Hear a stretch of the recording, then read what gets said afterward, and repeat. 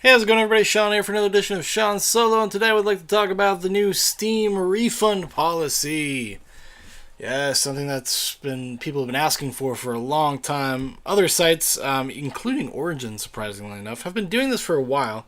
They have some type of refund policy because things happen, or you pre-order a game that doesn't work, or if it just ends up being a buggy mess and you want your money back.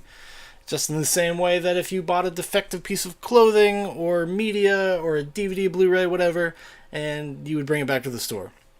So Steam's finally started to do that, and for some reason, this has caused people to actually talk about refund policies. Steam's is it's pretty fair in my opinion, right? Like you have 14 days after purchase, and you have to have had played less than 2 hours of the game. Now, the thing that's controversial about this in some people's minds is some games can be completed in about 2 hours. But, I mean, I would make the argument that a lot of those games, you can complete them in 2 hours if you already know what you're doing.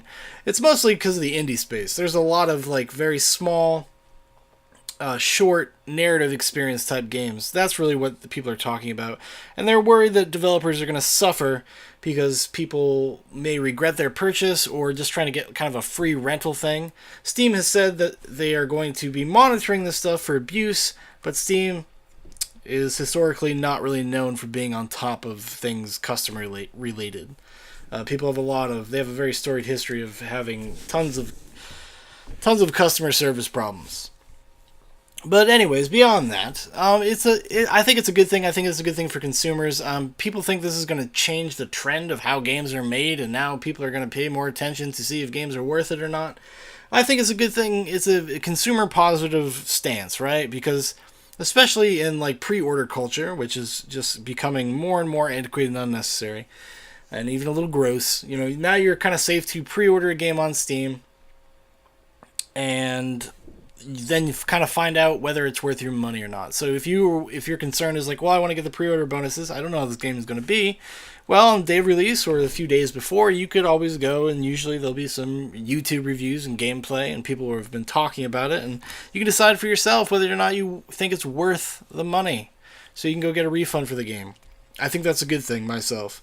I don't think it's going to negatively impact the indie industry as much as some people are kind of purporting that it may. There's even some indie developers that have come out and said things like, well, my game is really short, so I'm paraphrasing obviously. My game is really short, so what if people play it and then just try to get a refund immediately? It only takes an hour to beat my game, so now people are going to be able to just refund it. Well, that's the thing, though, is like that's the onus for that is on the creators, first of all, to create a quality game that people want to spend money on.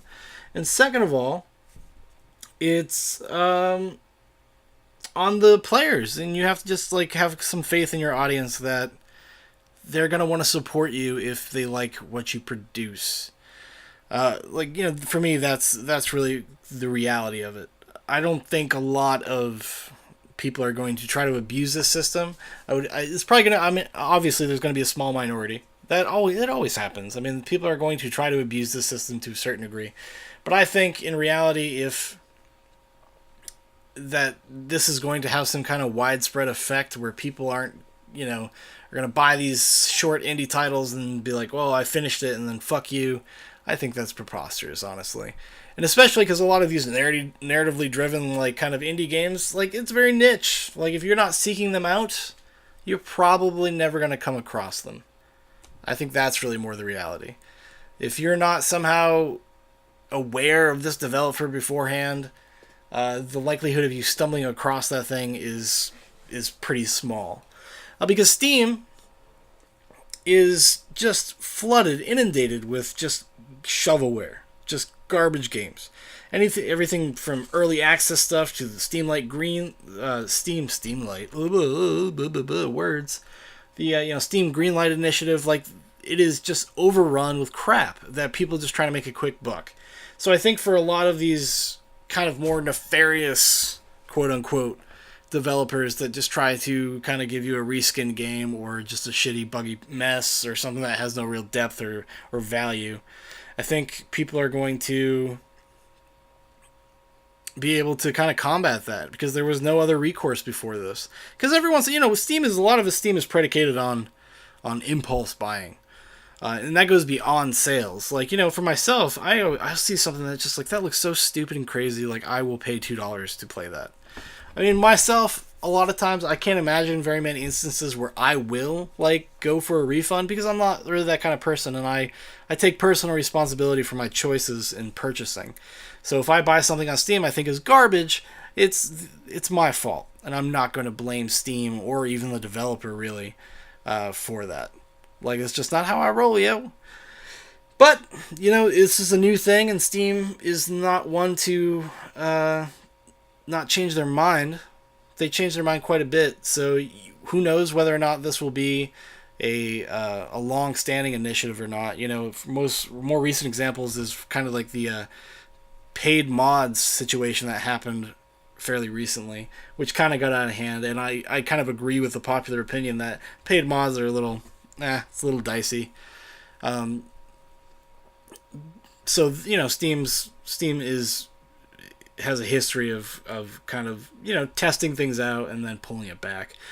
But I think this is a really positive thing. I think it's pro-consumer. I think anything in the games space that is pro-consumer is a good thing, because there's so much kind of egregious taking advantage of people.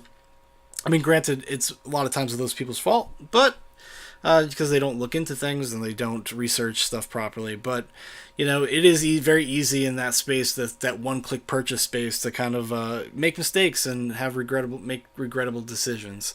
So in that respect, I think it's going to be a good thing. I think it's a good thing for the industry as a whole, and I think it just puts some developers kind of on their toes a little bit. Like, maybe people will stop accepting, like, just the blatant garbage that sometimes gets shoveled out to us.